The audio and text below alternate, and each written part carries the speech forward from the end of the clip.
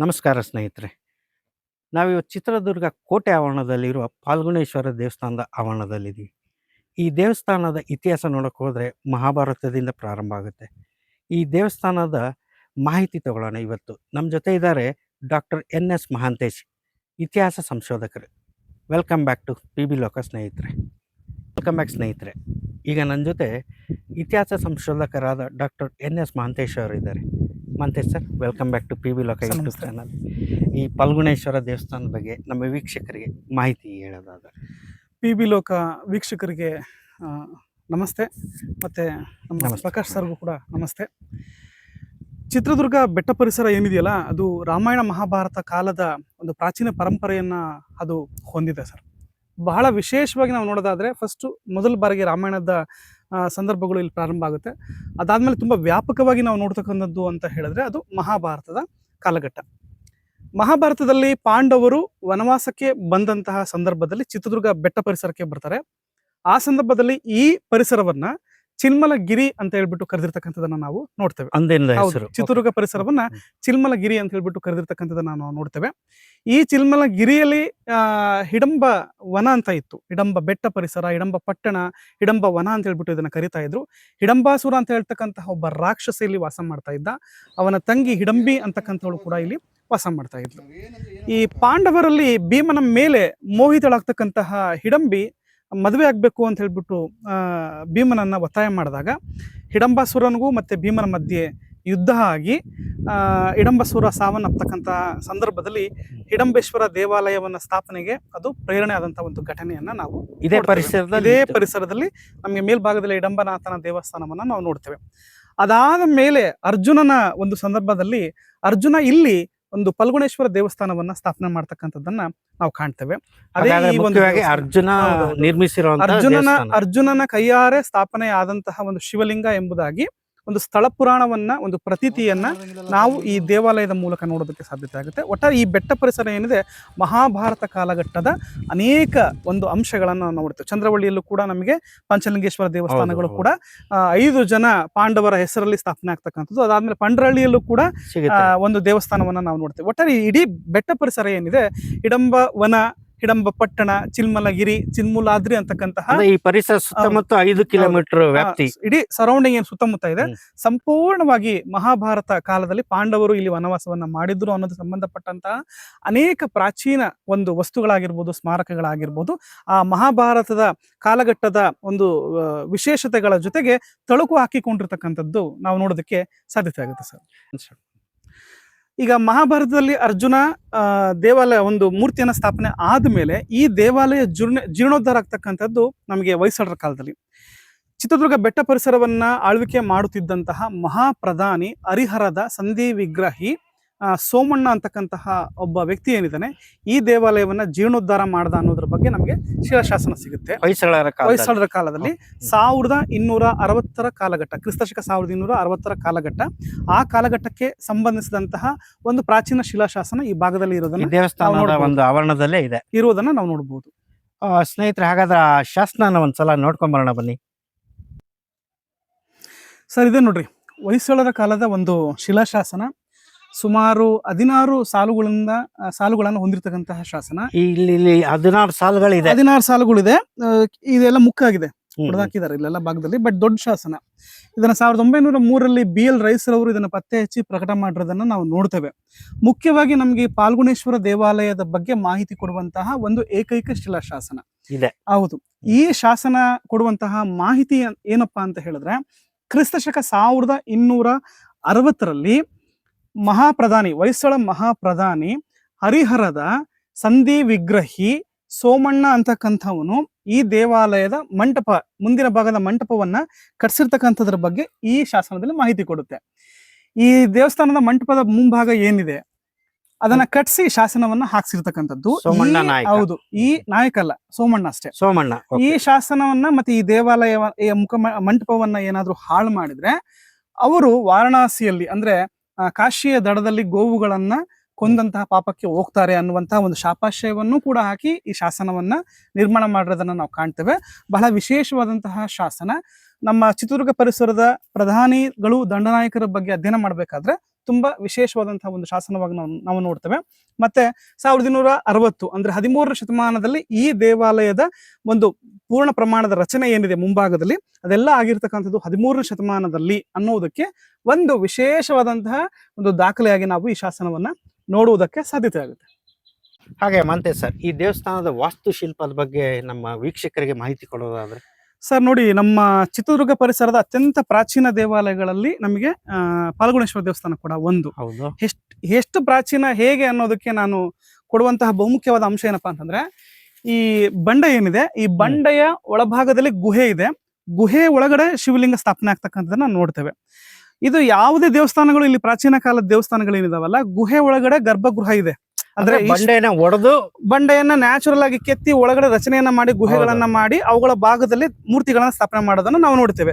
ನಮಗೆ ಏಕನಾಥೇಶ್ವರ ದೇವಸ್ಥಾನ ಹಾಗೆ ಇದೆ, ಹಿಡಂಬೇಶ್ವರ ದೇವಸ್ಥಾನ ಕೂಡ ಗುಹೆ ಒಳಗಡೆ ಇದೆ, ಅದೇ ರೀತಿ ಸಂಪಿಗೆ ಸಿದ್ದೇಶ್ವರ ಕೂಡ ಗುಹೆ ಒಳಗಡೆ ಇದೆ, ಪಂಚಲಿಂಗೇಶ್ವರ ಕೂಡ ಇದೆ, ಹಾಗೆ ನಮಗೆ ಪಾಲ್ಗುಣೇಶ್ವರ ದೇವಸ್ಥಾನ ಇದೆ. ಈ ರೀತಿ ಗುಹೆ ಒಳಗೆ ಇರ್ತಕ್ಕಂತಹ ದೇವಾಲಯಗಳೇನಿದೆ ಅದು ಪ್ರಾಚೀನವಾದಂತಹ ರಚನೆಗಳು ಅಂತ ನಾವು ಕಾಣ್ತೇವೆ. ಆಯ್ತಾ?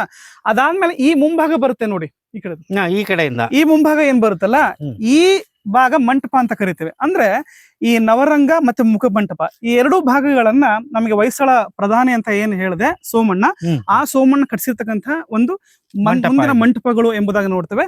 ಈ ರಚನೆಗಳೆಲ್ಲ ಏನಿದೆ ಇವು ಹೊಯ್ಸಳ ಕಾಲದ ರಚನೆಯನ್ನ ಮತ್ತೆ ನೊಳಂಬರ ರಚನೆಗಳನ್ನ ನಾವು ನೋಡ್ತೇವೆ. ಹೌದು, ಕ್ರಿಸ್ತ ಶಕ 13ನೇ ಶತಮಾನ ಅಂದ್ರೆ ನಮಗೆ ಸುಮಾರು 10-11ನೇ ಶತಮಾನದ ನಂತರದಿಂದ 14ನೇ ಶತಮಾನದ ಕಾಲದವರೆಗೂ ಕೂಡ ಈ ರಚನೆಗಳನ್ನ ಬಹುತೇಕವಾಗಿ ಕರ್ನಾಟಕದ ಭಾಗಗಳಲ್ಲಿ ದೇವಾಲಯಗಳ ವಾಸ್ತುಶಿಲ್ಪಕ್ಕೆ ಅಳವಡಿಸಿರ್ತಕ್ಕಂಥ ನಾವು ನೋಡ್ತೇವೆ.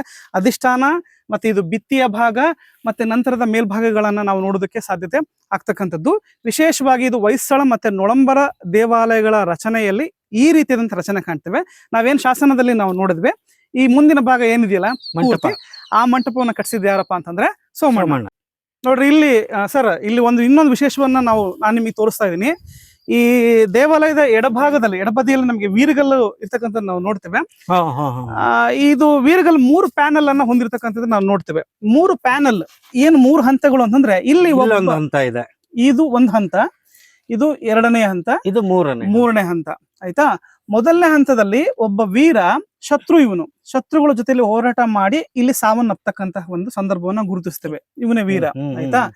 ಆ ಸತ್ತಿರ್ತಕ್ಕಂತಹ ವೀರನನ್ನ ದೇವಕನ್ನಿಕೆಯರು ಅವನ ಸ್ವರ್ಗಕ್ಕೆ ಕರ್ಕೊಂಡು ಹೋಗ್ತಿರ್ತಕ್ಕಂತಹ ಒಂದು ಶಿಲ್ಪವನ್ನ 2ನೇ ಹಂತದಲ್ಲಿ ನಾವು ನೋಡ್ತೇವೆ. ಆಯ್ತಾ? ಇಲ್ಲಿ ಸ್ತ್ರೀಯರು ದೇವಕನ್ನಿಕೆಯರಿದ್ದಾರೆ, ಕರ್ಕೊಂಡು ಹೋಗ್ತಾ ಇದಾರೆ ಮೇಲಕ್ಕೆ.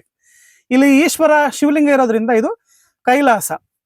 ಇಲ್ಲಿ ಮೇಲೆ ಕೂತಿದ್ದಾನೆ ಆಲ್ರೆಡಿ. ಅವನು ವೀರ ಸ್ವರ್ಗವನ್ನ ಹೊಂದಿದ ಅಂತ ಹೇಳ್ಬಿಟ್ಟು ಒಬ್ಬ ಶೈವ ಯತಿ ಶಿವನನ್ನ ಪೂಜಿಸ್ತಕ್ಕಂತಹ ಒಂದು ಚಿತ್ರವನ್ನ ನಾವು ಕಾಣ್ತೇವೆ. ಒಟ್ಟು 3 ಚಿತ್ರಗಳನ್ನ ಇದರಲ್ಲಿ 3 ಪ್ಯಾನಲ್ ಅಲ್ಲಿ ನಾವು ಈ ಶಿಲ್ಪವನ್ನ ಕೆತ್ತಿರೋದ್ರಿಂದ ಈ ಪರಿಸರದ ಒಬ್ಬ ವೀರ ಈ ಚಿತ್ರದುರ್ಗಕ್ಕೆ ಶತ್ರುಗಳು ದಾಳಿ ಮಾಡಿದಾಗ ಆ ಯುದ್ಧದಲ್ಲಿ ಸಾವನ್ನಪ್ಪಿ ಇಲ್ಲಿ ಸಮಾಧಿಯನ್ನ ಮಾಡಿರ್ತಕ್ಕಂಥದ್ದು. ಆ ಒಂದು ಇತಿಹಾಸವನ್ನು ಹೇಳುವಂತಹ ಒಂದು ಕುರುಹಾಗಿ ವೀರಗಲ್ಲನ್ನ ನಿರ್ಮಾಣ ಮಾಡಿರ್ತಕ್ಕಂಥದನ್ನ ನಾವು ನೋಡೋದಕ್ಕೆ ಸಾಧ್ಯತೆ ಆಗುತ್ತೆ ಸರ್. ಬಹಳ ವಿಶೇಷವಾದಂತಹ ಒಂದು ಕಾಲಘಟ್ಟ ವೀರಗಲ್ಲು. ಇದು ಬಂದ್ಬಿಟ್ಟು ನಮಗೆ ಇದರ ರಚನೆಯನ್ನ ನಾವು ನೋಡಿದಾಗ ನಮಗೆ ನಾಯಕರಿಗಿಂತ ಹಿಂದಿನ ಕಾಲಘಟ್ಟಕ್ಕೆ, ಪಾಳೆಗಾರರಿಗಿಂತ ಹಿಂದಿನ ಕಾಲಘಟ್ಟಕ್ಕೆ ಹೋಗುವಂತಹ ಒಂದು ಶಿಲ್ಪದ ಲಕ್ಷಣಗಳನ್ನ ನಾವು ನೋಡೋದಕ್ಕೆ ಸಾಧ್ಯತೆ ಆಗುತ್ತೆ. ಸ್ನೇಹಿತರೆ, ಈಗ ದೇವಸ್ಥಾನ ಒಳಗಡೆ ದೇವಸ್ಥಾನದ ರಚನೆ ಹೇಗಿದೆ ಬನ್ನಿ ಮಾಂತೇಶ್ ಸರ್ ಜೊತೆ ನೋಡೋಣ. ಸರ್, ಈಗ ದೇವಸ್ಥಾನದಲ್ಲಿ ನಮಗೆ ಗರ್ಭಗೃಹ ಮತ್ತೆ ನವರಂಗ ಮುಖಮಂಟಪ ಅಂತ 3 ಭಾಗಗಳಿದೆ. ಇದು ಮುಖಮಂಟಪ ರಚನೆ. ಫಸ್ಟ್ ಇದು ಮುಖಮಂಟಪ. ಈ ಪೂರ್ಣ ಭಾಗವನ್ನ ನಾವು ಮುಖಮಂಟಪ ಅಂತ ಹೇಳ್ಬಿಟ್ಟು ಕರಿತೇವೆ. ಎಂಟ್ರೆನ್ಸ್ ಅಂತ ಕರಿತೇವೆ. ಇಲ್ಲಿ ಹಿರಿಯರು ಕುತ್ಕೊಂಡು ಸಭೆ ಮಾಡೋದಕ್ಕೆ, ಭಕ್ತಾದಿಗಳು ಕುತ್ಕೊಳ್ಳೋದಕ್ಕೆ ಮಾಡಿರ್ತಕ್ಕಂಥ ಒಂದು ಸಿಟ್ಟಿಂಗ್ ಪ್ಲೇಸ್ ಆಗಿ ನಾವು ನೋಡ್ತೇವೆ. ಇದು ನಮಗೆ ನವರಂಗದ ಮುಖ್ಯ ದ್ವಾರವನ್ನು ನಾವಿಲ್ಲಿ ಗುರ್ಸೋದಕ್ಕೆ ಸಾಧ್ಯತೆ ಆಗ್ತಕ್ಕಂಥದ್ದು. ಕಂಬಗಳ ಬಗ್ಗೆ ಹೇಳೋದಾದ್ರೆ, ಈ ಕಂಬಗಳ ರಚನೆ ಇದನ್ನ ಏನಂತ ಕರಿತೀವಿ ಅಂತ ಹೇಳಿದ್ರೆ, ನಮಗೆ ಈ ಭೂಭಾಗವನ್ನ ರಂಗಮಂಟಪ ಅಂತನಾದ್ರೂ ಕರೀತಾರೆ ಅಥವಾ ನವರಂಗ ಅಂತನಾದ್ರೂ ಕರೀತಾರೆ. ಇಲ್ಲಿ 4 ಕಂಬಗಳ ರಚನೆ ಇದೆ. ಈ ಕಂಬಗಳ ರಚನೆ ನಾವು ನೋಡಿದಾಗ ಹೊಯ್ಸಳ ಮತ್ತೆ ನೊಳಂಬ ಶೈಲಿಯ ಕಂಬಗಳು ಎಂಬುದಾಗಿ ನಾವು ಇಲ್ಲಿ ಹೇಳುವುದಕ್ಕೆ ಸಾಧ್ಯತೆ ಆಗುತ್ತೆ. ಅಂದ್ರೆ ಅಷ್ಟೊಂದು ಈ ಒಂದು ಪ್ರಾಚೀನ ವಿನ್ಯಾಸದಿಂದ ಹೇಳ್ಬಹುದಾ? ಈ ವಿನ್ಯಾಸದಿಂದ ಈ ವಿನ್ಯಾಸ ಏನಿದೆಯಲ್ಲ, ಇದು ಮತ್ತೆ ಇದರ ರಚನೆ ಏನಿದೆಯಲ್ಲ, ಈ ಎಲ್ಲ ರಚನೆಗಳಿಂದ ನಾವೇನ್ ಮಾಡ್ಬೋದು ಅಂತ ಹೇಳಿದ್ರೆ ಅದನ್ನ ಹೊಯ್ಸಳ ಮತ್ತೆ ನೊಳಂಬರ ರಚನೆ, ನಮಗೆ ಚಿತ್ರದುರ್ಗ ಪರಿಸರದಲ್ಲಿ ಹೊಯ್ಸಳರು ಮತ್ತೆ ನೊಳಂಬರ ರಚನೆಗಳು ಸ್ವಲ್ಪ ಮಿಕ್ಸ್ ಇದಾವೆ. ಆಯ್ತಾ? ಹೇಗಂದ್ರೆ ಹುಲಿಗುಂದಿ ಸಿದ್ದೇಶ್ವರ ದೇವಸ್ಥಾನ ಏನ್ ಬರುತ್ತೆ ಅದು ನೊಳಂಬರ ರಚನೆ ಇದೆ. ಹೊಯ್ಸಳದ ಒಂದು ಪ್ರಭಾವ ಕೂಡ ಆ ದೇವಸ್ಥಾನದಲ್ಲಿ ನಾವು ನೋಡ್ತೇವೆ. ಅವರ ಕಾಲದಲ್ಲಿ ಹಿಂದೆ ಮುಂದೆ ನಮಗೆ ನೊಳಂಬರ ಕಾಲಘಟ್ಟವನ್ನು ಗುರುಸೋದ್ರಿಂದ ಚಾಲುಕ್ಯ, ನೊಳಂಬ, ಹೊಯ್ಸಳ ಇವರ ರಚನೆಗಳು ಸಮ್ಮಿಶ್ರಣವಾಗಿ ನಾವು ಅನೇಕ ದೇವಾಲಯಗಳಲ್ಲಿ ಗುರುತಿಸ್ತೀವಿ. ಸೊ ಇಲ್ಲಿ ನಮಗೆ ನೋಡಬಹುದು. ಇದನ್ನ ಭುವನೇಶ್ವರಿ ಅಂತ ಹೇಳ್ಬಿಟ್ಟು ಈ ಭೂಭಾಗವನ್ನ ನಾವು ಕರಿತೇವೆ. ವಿಶೇಷವಾಗಿ ನಮಗೆ ನವರಂಗದ ಮಧ್ಯಭಾಗದಲ್ಲಿರ್ತಕ್ಕಂತಹ ಒಂದು ಭುವನೇಶ್ವರಿ ಅಂತ ಹೇಳ್ಬಿಟ್ಟು. ಇನ್ನು ನೋಡಿ, ಈ ದೇವಾಲಯದ ಒಂದು ಗರ್ಭಗೃಹ ಏನಿದೆಯಲ್ಲ, ಇದು ಗವಿಯ ಒಳಗಡೆ ಗುಹಾಂತರ ರಚನೆಯನ್ನು ನಾವು ನೋಡ್ತೇವೆ.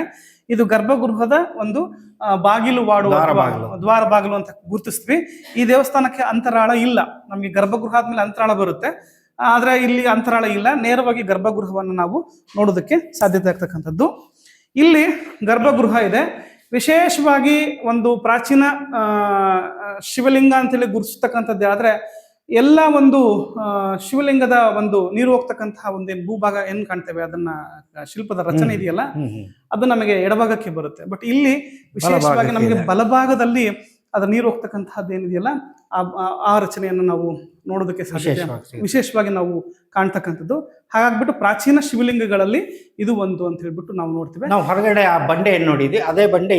ಎಸ್, ಹೌದು. ಆ ಬಂಡೆಯ ಒಳಭಾಗದ ರಚನೆಯಲ್ಲಿ ಗುಹೆಯನ್ನ ರಚನೆ ಮಾಡಿರ್ತಕ್ಕಂಥದ್ದನ್ನು ನಾವಿಲ್ಲಿ ನೋಡ್ತಕ್ಕಂಥದ್ದು. ಗರ್ಭಗೃಹ ಸಂಪೂರ್ಣವಾಗಿ ಗುಹೆಯ ಒಳಗಿದೆ. ಇನ್ನು ಶಿವಲಿಂಗದ ಬಗ್ಗೆ ನಾವು ಹೇಳ್ತಕ್ಕಂಥದ್ದಾದ್ರೆ ತುಂಬಾ ಬಹುದೊಡ್ಡ ವಿದ್ವಾಂಸರಾದಂತಹ ಸುಂದರ ಅಂತ ಹೇಳ್ಬಿಟ್ಟು ದೊಡ್ಡ ಆರ್ಕಿಯಾಲಜಿಸ್ಟ್ ಅವರು ನಮ್ಮ ಚಿತ್ರದುರ್ಗ ಪರಿಸರದ ಶಿವಲಿಂಗಗಳ ಬಗ್ಗೆ ಅಧ್ಯಯನ ಮಾಡಿ ಇಡಂಬೇಶ್ವರ ಮತ್ತೆ ಫಲ್ಗುಣೇಶ್ವರ, ಪಂಚಲಿಂಗೇಶ್ವರದ ದೇವಾಲಯದಲ್ಲಿ ಬರ್ತಕ್ಕಂಥ ಶಿವಲಿಂಗ ಇವು ಅತ್ಯಂತ ಪ್ರಾಚೀನ ಶಿವಲಿಂಗಗಳು ಅಂತ ಹೇಳ್ಬಿಟ್ಟು ಅವ್ರು ಬರೆದಿದ್ದಾರೆ. ಹಾಗಾಗ್ಬಿಟ್ಟು ಮಹಾಭಾರತದ ಜೊತೆಗಿರುವಂತಹ ತಳುಕು ಏನಿದೆಯಲ್ಲ, ಅದು ವಾಸ್ತವ ಅನ್ನುವುದಕ್ಕೆ ಅವರು ಕೊಡುವಂತಹ ಒಂದು ಆರ್ಕಿಯಾಲಜಿಕಲ್ ಒಂದು ಮಾಹಿತಿ, ಪುರಾತತ್ವದ ಮಾಹಿತಿ ತುಂಬಾ ವಿಶೇಷ. ಅದೇ ರೀತಿಯಾಗಿ ನಮಗೆ ಲಕ್ಷ್ಮಣ್ ತೆಲಗಾವಿಯವರು ಕೂಡ ಈ ದೇವಾಲಯದ ಬಗ್ಗೆ ಚಿತ್ರದುರ್ಗ ಪರಿಸರದ ಪ್ರಾಚೀನ ದೇವನೆಲೆಗಳು ಅನ್ನುವಂಥ ಕೃತಿಯಲ್ಲೂ ಕೂಡ ಅವರು ಮಾಹಿತಿಯನ್ನು ಕೊಟ್ಟಿರ್ತಾರೆ. ಇದರಲ್ಲಿ ಕೊಟ್ಟಿರ್ತಕ್ಕಂಥ ನಾವು ನೋಡೋದಕ್ಕೆ ಸಾಧ್ಯತೆ ಆಗುತ್ತೆ. ನೋಡ್ರಿ, ಅತ್ಯಂತ ವಿಶಾಲವಾದ ಗುಹೆಯ ಒಳಭಾಗದಲ್ಲಿ ಈ ಒಂದು ಗರ್ಭಗೃಹವನ್ನ ನೋಡೋದಕ್ಕೆ ಸಾಧ್ಯತೆ ಆಗುತ್ತೆ. ನಮ್ಮ ಚಿತ್ರದುರ್ಗ ಬೆಟ್ಟ ಪರಿಸರದಲ್ಲಿ ರಸಸಿದ್ಧರು ಇದ್ರು, ಋಷಿ ಮುನಿಗಳು ಇರ್ತಾ ಇದ್ರು ಅಂತ ಏನ್ ನಾವು ಕಾಣ್ತೇವಲ್ಲ, ಇಲ್ಲೆಲ್ಲ ರೇವಣ ಸಿದ್ಧರ ಪರಂಪರೆ, ಮರಳು ಸಿದ್ಧರ ಪರಂಪರೆ, ರಸಸಿದ್ಧರ ಪರಂಪರೆ ಏನಿದೆಯಲ್ಲ, ಅವರೆಲ್ಲ ಆರಾಧನೆ ಮಾಡದಂತ ಶಿವಲಿಂಗಗಳಲ್ಲಿ ನಮಗೆ ಫಲ್ಗುಣೇಶ್ವರ ಶಿವಲಿಂಗ ಕೂಡ ಒಂದು. ಹಾಗಾಗ್ಬಿಟ್ಟು ಅತ್ಯಂತ ಪ್ರಾಚೀನವಾದ ಶಿವಲಿಂಗ ಅಂತ ನಾವು ನೋಡ್ತೇವೆ. ನಮಗೆ ಮಹಾಭಾರತ ಆದ್ಮೇಲೆ ಹೊಯ್ಸಳದ ಕಾಲಘಟ್ಟ ಆದ್ಮೇಲೆ ವಿಶೇಷವಾಗಿ ನೋಡೋದು ನಾಯಕರ ಕಾಲಘಟ್ಟ, ಚಿತ್ರದುರ್ಗ ನಾಯಕ ಅರಸರು. ಹೌದು, ಮುಖ್ಯವಾದಂತಹ ಸಂದರ್ಭ.